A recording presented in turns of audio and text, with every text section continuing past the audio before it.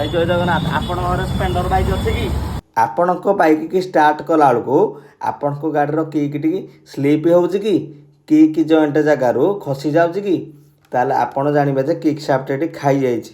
ଏଣୁକରି ଭାଇ ନୂଆ ଲଗାଇଲା ବେଳକୁ ତ ତାକୁ ଇଞ୍ଜିନ୍ ଖୋଲିବାକୁ ପଡ଼ିବ, ଆଉ 2-3 ହଜାର ଟଙ୍କା ଖର୍ଚ୍ଚ କରିବାକୁ ପଡ଼ିବ। ଚାଲନ୍ତୁ ଭାଇ ଦେଖିବା କିକ୍ ସାଫ୍ଟ ନ ଲଗେଇକି କିକ୍ ବି ନ ଲଗେଇକି କମ୍ ପଇସାରେ ଅତି ସହଜ ଭାବରେ କେମିତି କିକ୍ ସାଫ୍ଟଟିକି ଆମେ କାମ କରେଇକି ଚଲେଇ ପାରିବା। ଆଗ କଟର ନେବା, କଟର ନେଇକି କିକ୍ ସାଫ୍ଟଟିକି ପଛପଟୁ ଟିକେ ଧୀରେ ଧୀରେ କାଟିଦେବା, ତାପରେ କିକ୍ ଟିକି ପୁଣି କିକ୍ ସାଫ୍ଟରେ ଗଳେଇ ଦେବା, ତା ଭିତରେ ଗୋଟିଏ ୱାସର ପୁରେଇ ଦେବା, ତାପରେ 10 ନମ୍ବର ନଟ୍ଟିକି ଗିରିକି ଟାଇଟ୍ ମାରିଦେବା, ଆଉ କିକ୍ ଟିକି ମାରିକି ଟ୍ରାଏଲ୍ କରିଦେବା, ଆଉ ଆମର ପଇସା ବଞ୍ଚେଇଦେବା। ଭାଇ ଜମାରୁ ବି ଟେନସନ୍ ନେବେନି, ଆପଣମାନଙ୍କ ସେବାରେ ମୁଁ ରହିଲି। ସବୁ କାମ ଆଜଷ୍ଟରେ କରିବା ନା।